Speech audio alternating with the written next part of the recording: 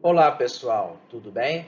Eu sou o professor Dr. Sérgio Lucchini Batista e hoje na nossa aula de correlação básico-clínica nós vamos falar sobre febre reumática, endocardite infecciosa e valvopatias cardíacas. Nosso caso clínico primeiro de hoje, identificação Camila, feminina, branca, 35 anos, casada, comerciante, natural e procedente de Ribeirão Preto. Queixa e duração, falta de ar há 1 ano.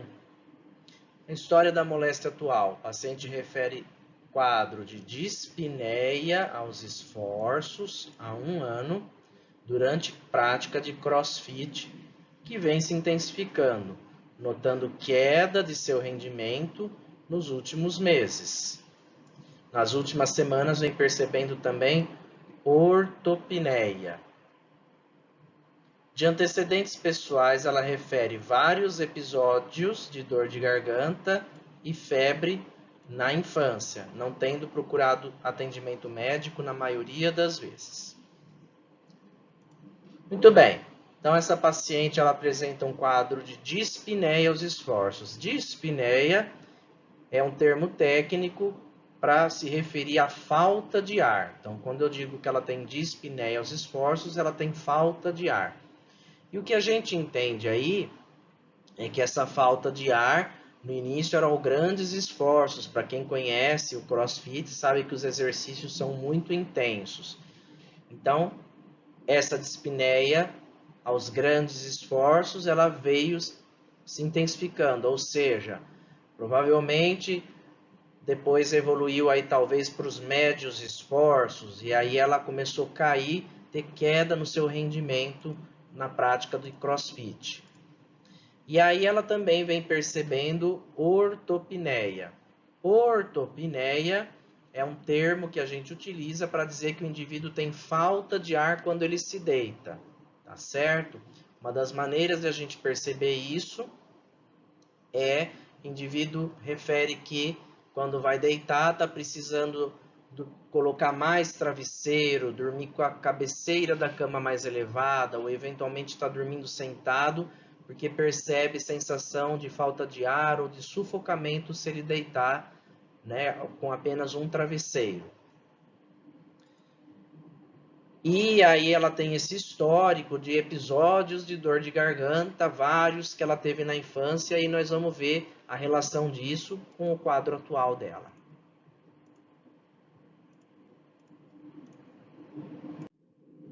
Ao exame físico, ela está em bom estado geral, corada, hidratada, afebril, consciente, orientada e ativa.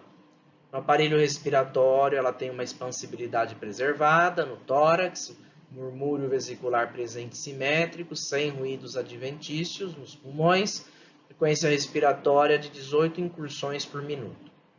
No aparelho cardiovascular, ela tem um ritmo cardíaco regular em 2 tempos.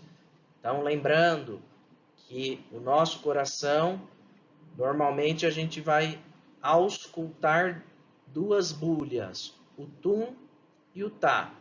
Então, sempre que eu ausculto o tum e o tá, eu estou querendo dizer que o meu coração bate em 2 tempos. Então, ele faz tum, tá, e aí, de uma maneira regular, então eu digo que o ritmo cardíaco está regular. Com sopro cardíaco diastólico em foco mitral. Então, lembrando dos focos cardíacos, onde a gente pode posicionar o estetoscópio, que nós vimos na aula passada, a gente tem o foco mitral, ele é localizado na linha hemiclavicular esquerda, por volta do 5º, 6º espaço intercostal. Ali, se você colocar o teu estetoscópio, você ouvirá os sons das válvulas, mas mais intensamente aqueles sons relacionados à abertura e fechamento da válvula mitral, por isso que se chama foco mitral. E aí tem um sopro diastólico. Então, se ele é um sopro diastólico, ele está ocorrendo depois do tá e antes do tum. Lembram-se que tum é o início da sístole ventricular e o tá é o final da sístole ventricular. Então, entre o tá e o tum, nós temos a diástole. Então, se o sopro ele é diastólico, eu estou querendo dizer que ele é depois do tá e antes do tum. Nesse caso, na patologia que nós vamos ver, ele é um sopro que ele quase que se emenda com o tum. Então, é um sopro que faria mais ou menos o seguinte: trum, tá, trum, tá, trum, tá. E aí esse som é um som que lembra um ruflar, né, de tambores. Então, ele até pode ter essa característica de sopro diastólico em ruflar, né? Lembra bem, ó lá, trum, tá. E o tum, né, a hora que o sopro termina, você tem o tum e o tá. E aí a frequência cardíaca de 72 batimentos por minuto e a pressão arterial de 122 por 84. O abdômen inocente. Então, aqui nós temos dois links para vocês acessarem pelo YouTube mesmo. Vou disponibilizar nos comentários, ok? Então, aqui vocês terão a ausculta do sopro diastólico e vocês terão a visualização desse mecanismo. Só acessar os links que estarão na descrição desse vídeo. E aí, ali nós temos um provável diagnóstico de uma estenose da válvula mitral, pela característica do sopro. Tá?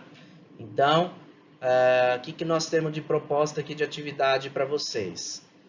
Por que ocorre sopro nesse paciente, qual a lesão valvar envolvida e por que ele é diastólico? E baseando-se nas respostas da questão anterior, como você explicaria os sintomas de dispneia e ortopneia da paciente? Bem, vamos falar um pouquinho sobre febre reumática. A febre reumática, ela é uma complicação que pode ocorrer em alguns casos de faringoamidalite, causada por Streptococcus pyogenes. São Streptococcus beta-hemolítico do grupo A. Então, a famosa amidalite, que predomina aí na idade pediátrica, de 5 a 14 anos, que é muito comum nos países em desenvolvimento. E a febre reumática ela vai surgir aí, em geral, de 2 a 4 semanas após o episódio de amidalite. Então, está aqui uma imagem ilustrando para vocês um quadro de amidalite. E aqui as bactérias, os Streptococcus pyogenes, né, que são beta-hemolíticos do grupo A. Bem, e aí o que tem a ver a dor de garganta com o quadro cardíaco, né? A causa da febre reumática é uma resposta imune tardia a uma infecção em indivíduos geneticamente suscetíveis. O que eu quero dizer com isso? Todo mundo que tiver dor de garganta, que tiver amidalite, vai ter a febre reumática? Não, né? Ele tem que ter predisposição genética. E, além disso, nós vamos ver que o tratamento adequado da amidalite também pode reduzir o risco. No caso clínico, é uma paciente que teve vários episódios e que ela não procurava atendimento médico de uma maneira adequada. E aí ocorre um mecanismo chamado mimetismo molecular. O que ocorre? Os anticorpos que o nosso corpo produz para combater o Streptococcus pyogenes, eles também reconhecem tecidos saudáveis da própria pessoa. Então, é como se alguns antígenos do Streptococcus pyogenes fossem semelhantes a antígenos do nosso próprio corpo. Então, quando a gente faz um anticorpo contra o Streptococcus, esse anticorpo pode eventualmente ligar estruturas do nosso corpo de uma maneira inadequada, né? E aí a gente pode ter diversas manifestações, entre elas um acometimento valvar cardíaco, esses anticorpos levarem à lesão valvar. Eles podem ter uma preferência aí pelo tecido valvar e levar a uma inflamação e destruição. Então, um mecanismo chamado mimetismo molecular. Você pode ter cardite, por exemplo, onde você tem destruição da miosina, então inflamação do músculo cardíaco, mas você também pode ter destruição das válvulas cardíacas. Então, dependendo do tipo de acometimento, nós vamos ter uma apresentação clínica diferente. Então, vejam o que eu falei, o tratamento correto e precoce da faringoamidalite, ele pode prevenir o desenvolvimento da doença. Então, desde que a pessoa tome antibiótico adequadamente, mesmo que ela tenha susceptibilidade genética para desenvolver uma resposta autoimune, né, que gere esse mimetismo molecular, se você tratar adequadamente, a chance de socorrer será diminuída. Qual que é o quadro clínico da febre reumática? Ela tem um quadro de poliartrite migratória, que aí dá o nome, né, a síndrome, porque reumático é tudo que envolve articulações, né? Então, como ela pode ter apresentação de febre com inflamação articular, né, e aí as articulações, você pode ter acometimento do joelho direito, depois o joelho direito melhora, você acomete o cotovelo esquerdo.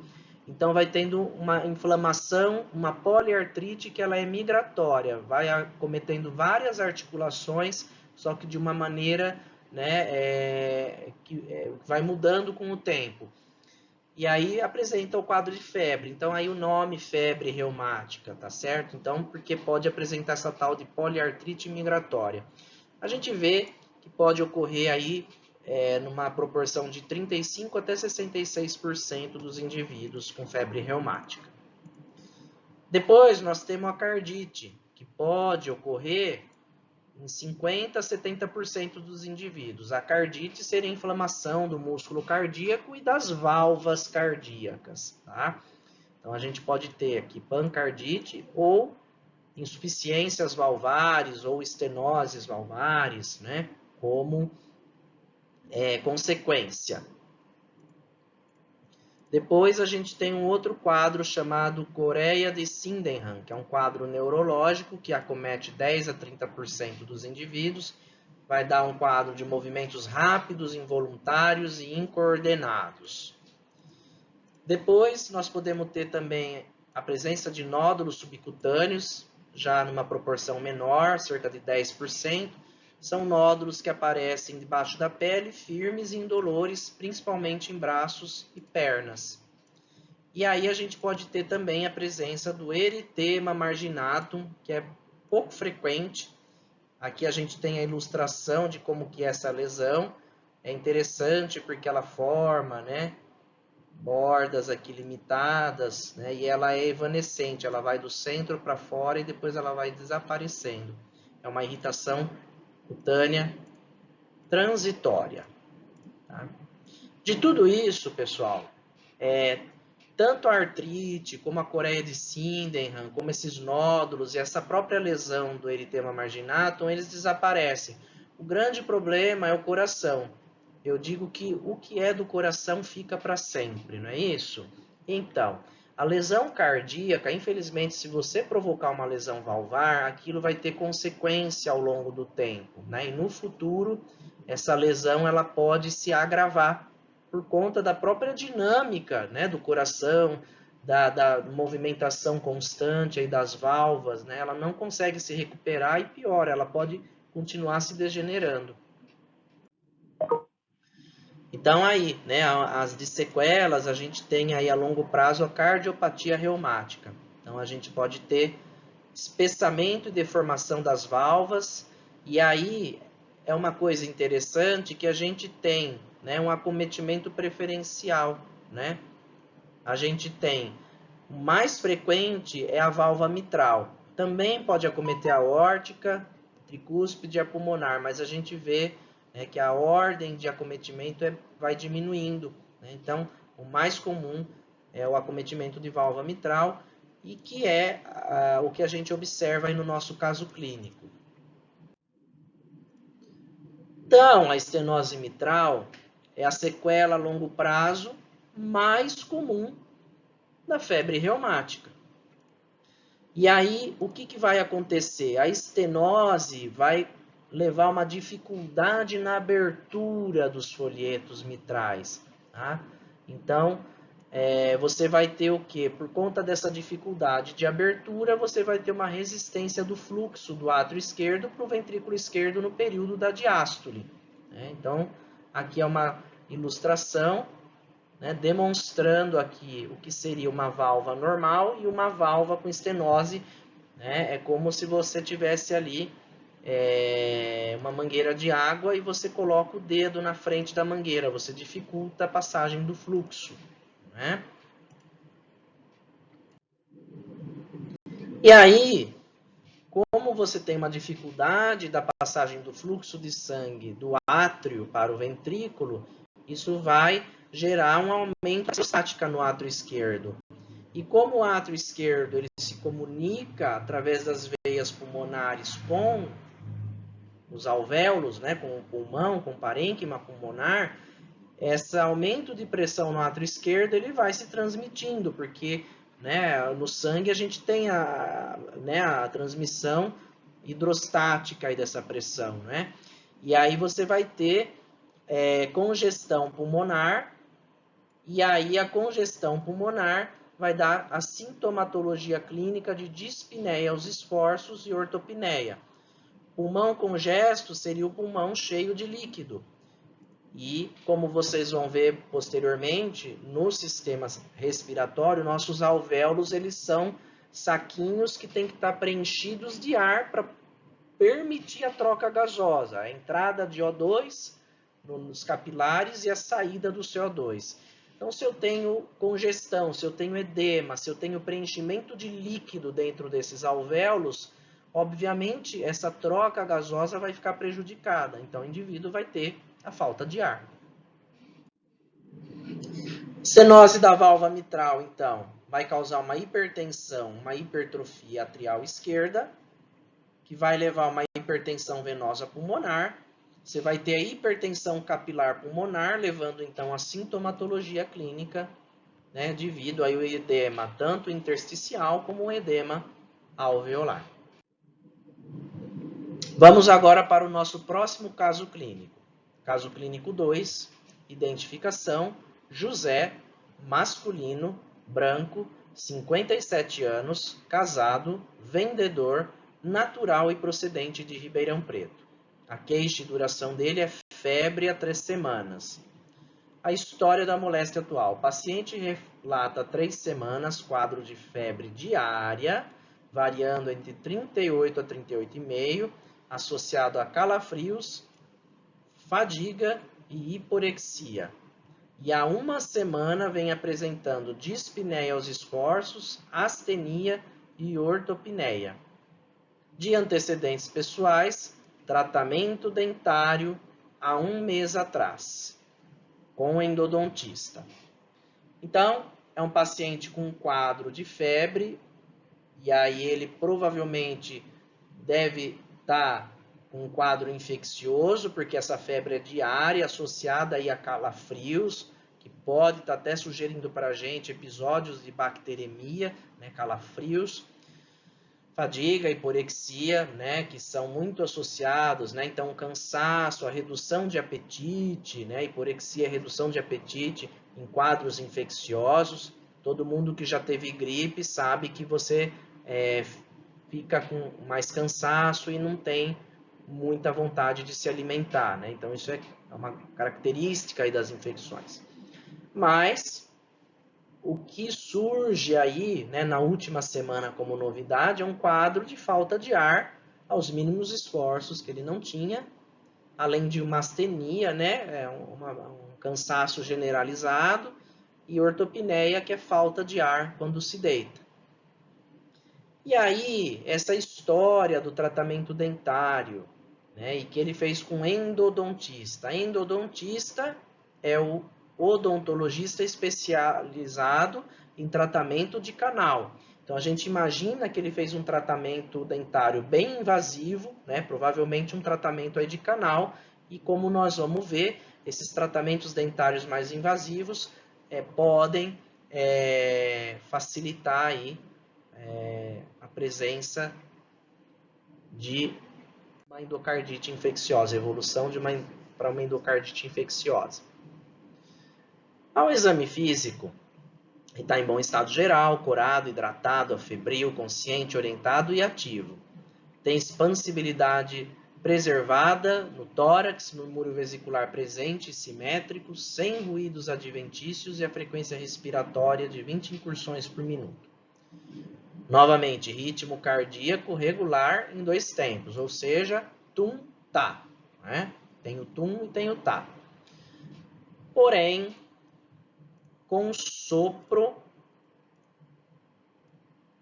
cardíaco diastólico, só que agora em foco aórtico. Então, quando eu coloco meu estetoscópio no segundo espaço intercostal, à direita do externo, na borda, né, à direita do externo, onde eu vou ouvir com mais intensidade os sons oriundos da válvula aórtica, tem um sopro diastólico.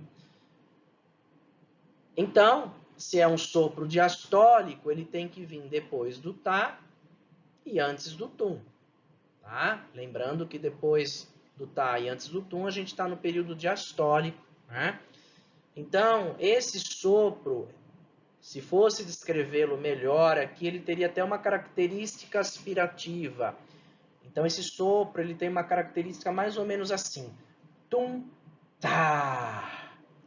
Tum, tá. Então, é como se você tivesse um prolongamento desse som, do fechamento da válvula aórtica, que na verdade é um sopro de característica aí regurgitativa. Tá? Essa é a característica desse sopro. A frequência cardíaca 84 batimentos por minuto e ele tem uma pressão arterial de 150 por 60. Vale destacar aqui que nós temos uma pressão sistólica muito elevada, 150, e uma diastólica mais baixa, 60. E isso, né, esse aumento da sistólica e a diastólica muito baixa, pode configurar o que a gente chama de pressão arterial divergente. Como regra geral, a gente entende que pressão arterial normal é a famosa 12 por 8, ou 120 por 80. E como regra geral, a pressão arterial diastólica ela equivale mais ou menos a 2/3 da pressão arterial sistólica. Então, isso quer dizer o quê? Se minha pressão é 120, 2/3 de 120, vamos fazer 120 por 3, 40, vezes 2, 8. Olha lá, dá 80, 120 por 80. Então, aqui, se eu tenho uma pressão arterial de 150 e eu fosse manter essa proporção de 2/3, quanto é que teria que estar a minha diastólica? Vamos ver. 2/3 de 150. 150 dividido por 3 dá 50, vezes 2, 100. Então, eu esperaria para uma pressão arterial sistólica de 150, uma diastólica de 100. Então, o que eu estou observando aí é que realmente a pressão arterial sistólica subiu muito e a diastólica caiu muito. Então, configurando uma pressão arterial divergente. Isso é muito importante, tá? Para o nosso diagnóstico aqui. Estará disponibilizado para vocês também, na descrição do vídeo, esses 2 links em que vocês poderão acessar a ausculta do sopro diastólico em foco aórtico, como seria melhor essa ausculta, um vídeo demonstrando o som, e a visualização desse mecanismo causador do sopro. Então, nesse caso, pessoal, nós temos um diagnóstico provável de uma insuficiência de válvula aórtica, tá? Por conta de toda essa história clínica e dessa característica do sopro. Então, como atividade proposta, em adição àquela que já foi proposta com o caso clínico 2, vocês terão essa outra aqui, vocês podem fazê-las na sequência, numa única atividade e entregar em grupo através do portal. Então, Então, por que ocorre sopro nesse paciente? Qual lesão valvar envolvida e por que ele é diastólico? Baseando-se nas respostas da questão anterior, como você explica os sintomas de dispneia e ortopneia neste caso, neste paciente? Bem, vamos falar um pouquinho da endocardite infecciosa.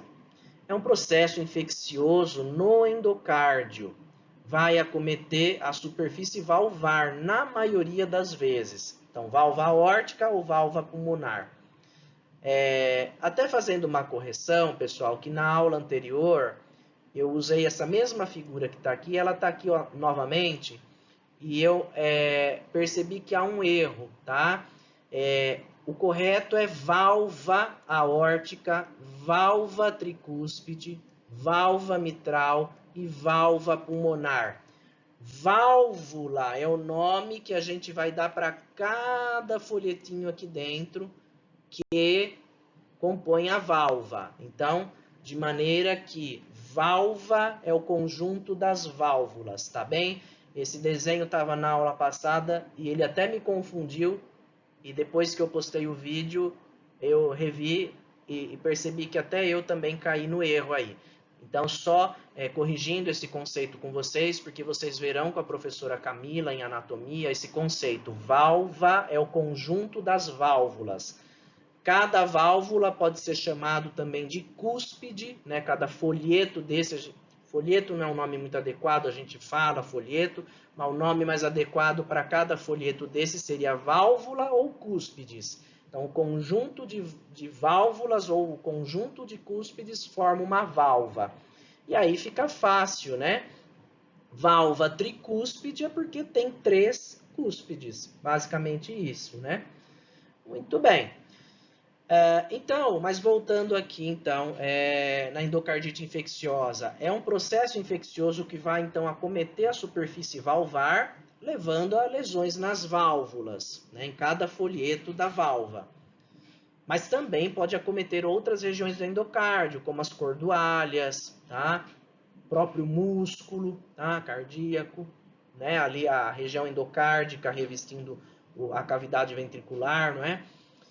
A etiologia mais comum da endocardite infecciosa é bacteriana, mas também pode ser causada por fungos. Muito bem. Quais são as bactérias mais frequentes? Nós temos os streptococcus do grupo Viridans, e que são uma microbiota que já estão presentes na nossa mucosa orofaríngea. E também a gente pode ter os Staphylococcus aureus, que estão presentes na microbiota da pele. Então, aqui no caso, que a gente imagina, pessoal, que o paciente fez um procedimento dentário invasivo, expôs o canal, e o canal ele é uma porta de entrada para a nossa circulação sanguínea, é muito bem possível que isso facilitou a entrada dessas bactérias que naturalmente estão lá na cavidade oral, mas que elas não são patogênicas porque a cavidade oral está íntegra, mas a partir do momento que você abre um dente e expõe o canal, se você não tiver o cuidado e a asepsia ali adequada, você pode eventualmente, essa bactéria invadir ali e alcançar a corrente sanguínea e aí ela vai causar problemas. Então, nós temos duas possibilidades que podem levar à endocardite infecciosa. Uma delas seriam os indivíduos usuários de drogas, né, onde, através dessa uso da droga ilícita, e que muitas vezes não vai ter asepsia nenhuma, nós vimos que na pele a gente tem o Staphylococcus aureus, que faz parte da flora. No momento que você injeta uma droga endovenosa, sem nenhuma asepsia, você pode facilitar a entrada dessas bactérias dentro da corrente sanguínea. E aí elas podem se alojar lá no endocárdio. Essa, na verdade, é a causa mais comum, vamos dizer, de endocardite infecciosa. Por outro lado, se eu tiver um indivíduo que é portador, por exemplo, de um sopro cardíaco inocente, ou que tem alguma alteração estrutural cardíaca, que pode não ter comprometimento nenhum, ou pode ser já uma valvopatia, ali, né, ter uma condição já patológica, mas Qualquer indivíduo, então, que tenha alguma alteração estrutural cardíaca, mesmo que seja um simples sopro inocente, ele, durante procedimentos dentários, por ele já ter esse turbilhonamento no coração, ele pode facilitar a instalação daquelas bactérias oriundas da cavidade oral, a se instalar e gerar o processo de endocardite infecciosa. Então, para indivíduos que tenham algum sopro cardíaco ou já tenham alguma alteração estrutural nas válvulas cardíacas, existe uma orientação que nós vamos ver qual é nos próximos slides. Bom, uma coisa que é importante é quando a gente fala em endocardite, ela pode ser aguda ou subaguda. Tá? A aguda, ela ocorre pelo Staphylococcus aureus, vai ter uma destruição valvar rápida e alta letalidade. Esse indivíduo morre em menos de 6 semanas se ele não receber o diagnóstico. E aí nós temos a subaguda, que são organismos de baixa virulência e que vão acometer válvulas onde você já tem algum turbilhonamento, alguma lesão prévia. Que aí é o caso, dessas bactérias que vêm através aí de procedimentos dentários. Como elas são de mais baixa virulência, o quadro clínico ele é um pouquinho mais arrastado, e aí por isso que ele é chamado de subaguda. Bem? Bom, vegetação. O que é vegetação? É a presença de uma lesão que parece que como se fosse mesmo uma vegetação dentro das válvulas, das cúpides da válvula, tá certo? Então aqui a gente vê uma válvula aórtica, onde a gente percebe que a superfície dela parece que está crescendo alguma coisa, algum tipo de vegetação. Por isso a gente chama mesmo de vegetação. O que tem nessa vegetação? Plaquetas, fibrina, micro-organismos e células inflamatórias. E aí, a hora que você instala essa vegetação, você vai alterar toda a mecânica dessa válvula. Ela pode se tornar uma válvula insuficiente, porque você está tendo lesão ali, ela está perdendo a integridade dela, não é? Então, aqui a gente observa uma válvula aórtica normal, onde ela na diástole se fecha e impede que o sangue reflua para o ventrículo. E aí aqui a gente tem uma válvula aórtica com uma lesão de endocardite, e na diástole o fechamento dela não é perfeito, e aí acaba tendo um discreto refluxo de sangue, que pode ser maior ou menor, a depender da lesão. E aí dentro dessa vegetação a gente vai ter, como falamos, plaquetas, bactérias, células inflamatórias, né? A fisiopatologia, você tem turbilhonamento sanguíneo, então esse indivíduo pelo turbilhonamento ele já é susceptível, gera uma lesão endotelial e você pode instalar ali uma vegetação ali que a princípio não teria nenhuma consequência para o indivíduo, mas a partir do momento que ele faz uma bacteremia, ou seja, que uma bactéria consegue chegar na corrente sanguínea, ela vai se instalar nessa vegetação e levar, então, a um quadro de endocardite.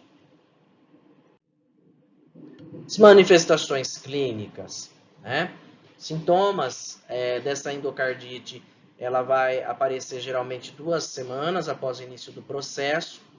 Na endocardite subaguda você vai ter sintomas mais constitucionais, então o que a gente falou, febre, porexia,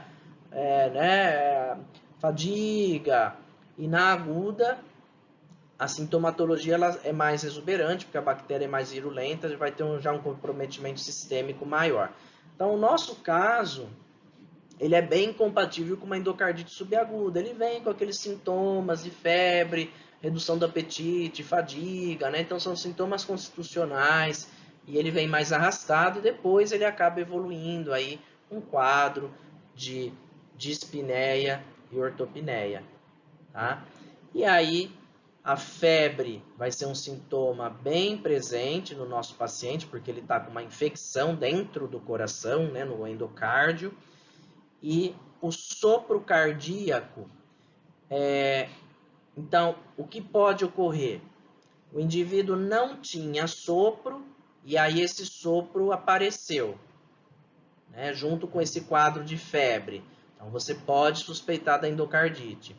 Ou ele já tinha um sopro, mas esse sopro ele alterou a característica dele. Como vocês viram, nessa aula eu já falei sobre alguns timbres de sopro, né? Em ruflar, em aspirativo, né? Então a gente pode perceber mudança do padrão do sopro. Então isso pode sugerir para a gente uma nova lesão, né?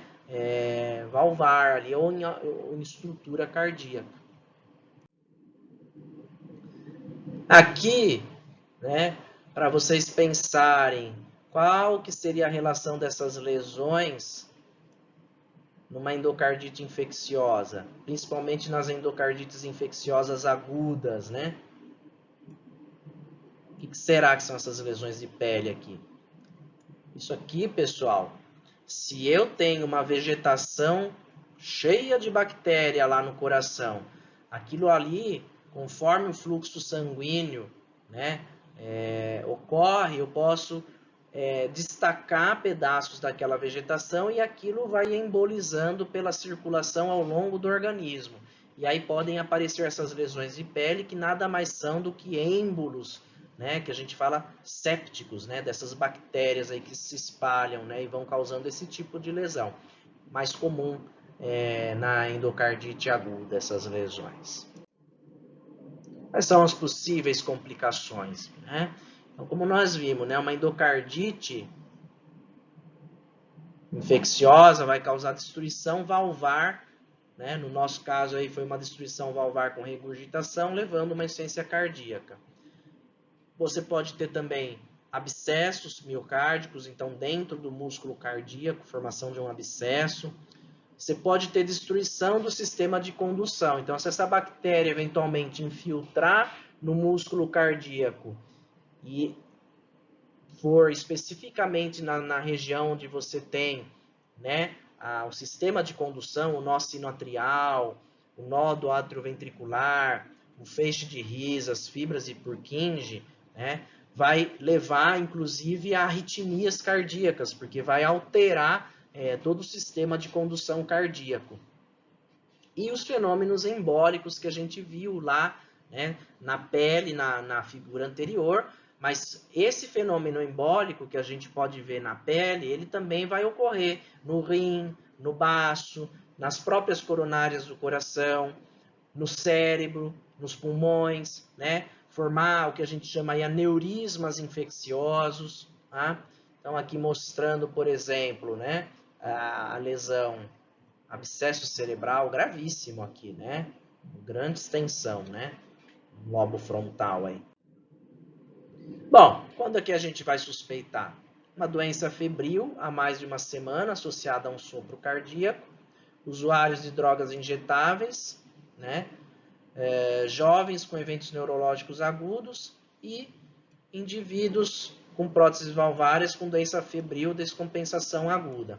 Então, basicamente, né, usuário de droga ou indivíduo que já tem alguma cardiopatia de base e fez um procedimento odontológico invasivo. Tá? Para esses indivíduos que vão fazer um procedimento odontológico, que já tem alguma alteração estrutural cardíaca, manter a saúde bucal. E se o dentista for fazer algum procedimento mais invasivo, ele pode fazer o que a gente chama de antibiótico profilaxia. É simplesmente mandar tomar 2 comprimidos de amoxicilina 1 hora antes do procedimento dentário. Basta essa medida para você evitar a endocardite infecciosa nesses procedimentos. Então, ela é indicada em procedimentos dentários invasivos em indivíduos que já têm alteração estrutural cardíaca. Então, obviamente, não é para todo mundo que vai fazer canal, tá? É para quem vai fazer canal e já tem um sopro cardíaco ou alguma alteração, ok? E aí, a insuficiência aórtica, como nós vimos, que é uma possível complicação da endocardite infecciosa, vai ser o mau fechamento dos folhetos da válvula aórtica, né, e vai causar o refluxo de sangue aí para o VE. Na insuficiência aórtica aguda, então, vai ocorrer um aumento na pressão do ventrículo esquerdo, causando aí uma congestão pulmonar, levando aí uma dispneia aos esforços, né, e ortopneia. Insuficiência da válvula aórtica, hipertensão e hipertrofia do VE, dependendo aí do tempo de duração dessa insuficiência. Hipertensão de átrio esquerdo e veias pulmonares. Isso vai se transmitir como hipertensão capilar pulmonar, levando a sintomatologia clínica também com edema intersticial e edema alveolar.